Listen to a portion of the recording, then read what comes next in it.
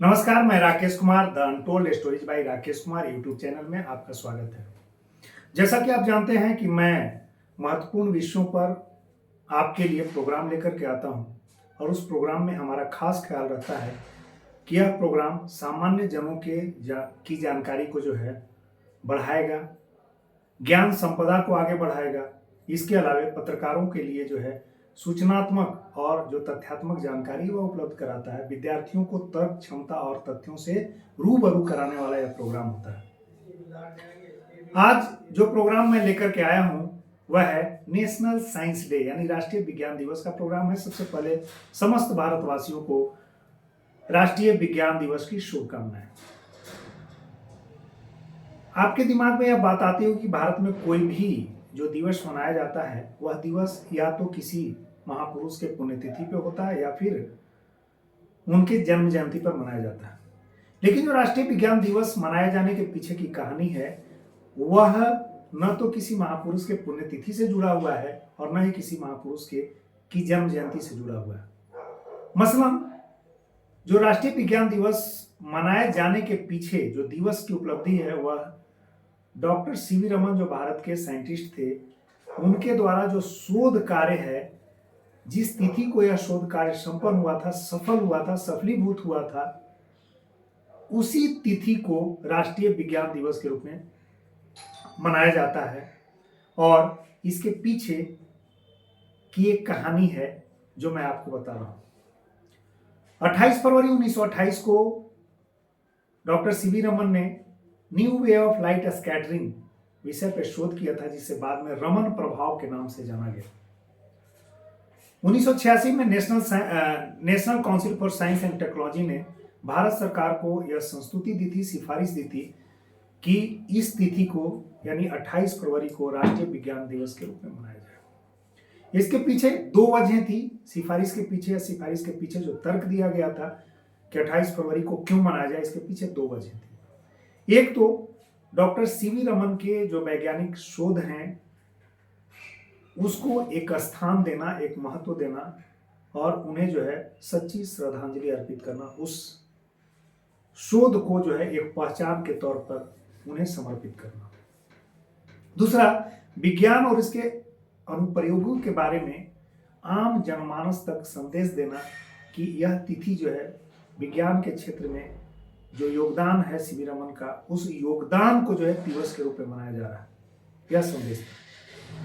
तो national council for science and technology ने 1986 में भारत सरकार को संस्तुति दी थी और भारत सरकार ने प्रथम राष्ट्रीय विज्ञान दिवस, फर्स्ट नेशनल साइंस डे 28 फरवरी 1987 को मनाया।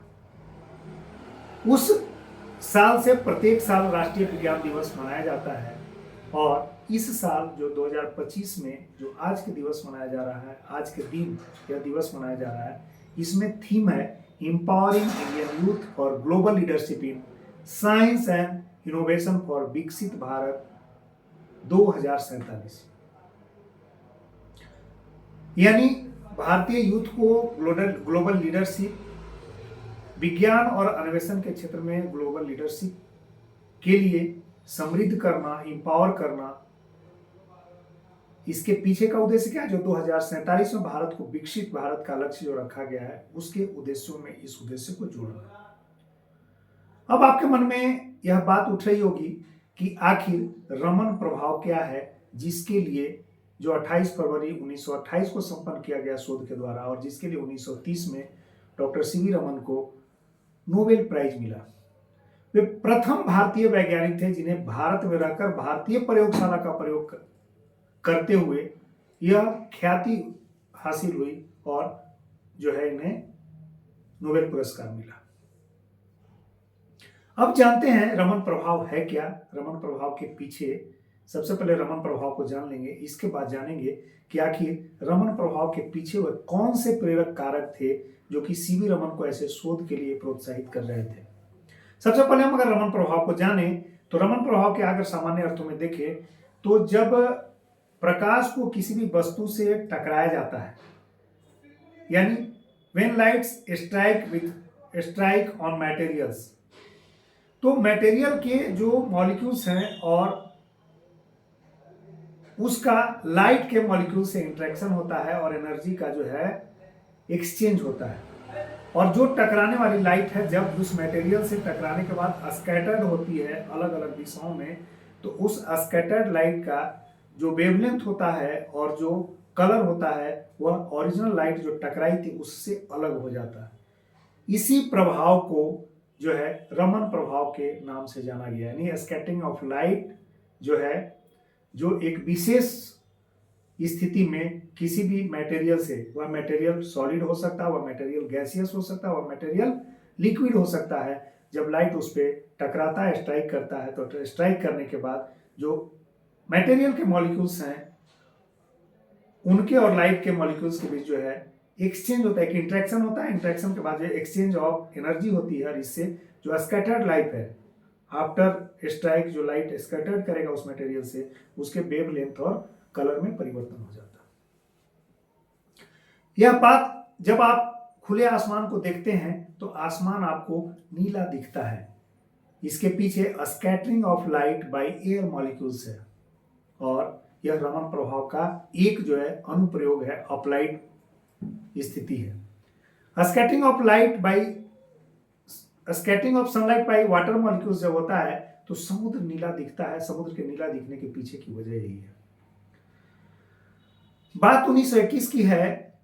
डॉक्टर सीवी रमन लंदन गए हुए थे, लंदन की यात्रा पे थे, वहां शोध के क्रम को वहां के वैज्ञानिकों से इंटरेक्ट करना था, शोध के क्रम को आगे बढ़ाना था, लेकिन वहां उन्हें मन नहीं लगा और वे चाहते थे कि भारत के प्रयोगशाला का प्रयोग करते हुए जो है यहाँ साइंस को आगे रखा जाए, साइंस का जो शोध है, विज्ञान के जो शोध है उसको आगे बढ़ाया जाए। वैसी स्थिति में जब लंदन से वे बंबई लौट रहे थे तो एसएस नारकुंडा जो समुद्री जहाज था उसे लौट रहे थे और भूमध्य सागर के मार्ग से लौट रहे थे। जब भूमध्य सागर के मध्य से गुजर रहे थे तो उन्होंने समुद्री जल को बिल्कुल नीला पाया। उन्हें दिखा कि यह नीले रंग का है। इनके दिमाग में यह बात कौंध रही थी कि जो हम लोग पानी उपयोग करते हैं वह सामान्य रूप से क्या होता है, वह व्हाइट कलर का होता है, लेकिन समुद्र का जल नीला हो रहा है। आखिर कौन सा ऐसा प्रभाव है जो समुद्र के जल को नीला बना रहा है? और यहीं से यह जो प्रेरणा थी, यह जो उठता हुआ सवाल था जो दिमाग में उठ रहा था, कौंध रहा था, उस सवाल को शांत करने के लिए प्रयोगशाला का इन्होंने प्रयोग किया और प्रयोगशाला में इन्होंने स्कैटरिंग ऑफ लाइट का जो विशेष फिनोमिना है उसका अध्ययन किया, जिसे रमन प्रभाव के नाम से जाना जाता है।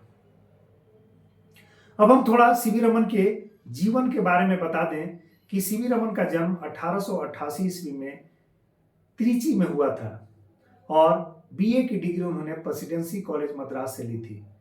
प्रथम नौकरी इनकी लगी थी असिस्टेंट अकाउंटेंट जनरल के रूप में कलकत्ता में। और तब जो है आपको पता होगा कि कलकत्ता भारत का प्रमुख नगर हुआ करता था और वहीं पर जो है सारे संस्थान थे, तो उन्हें प्रथम नौकरी असिस्टेंट अकाउंटेंट जनरल के रूप में ली कलकत्ता में।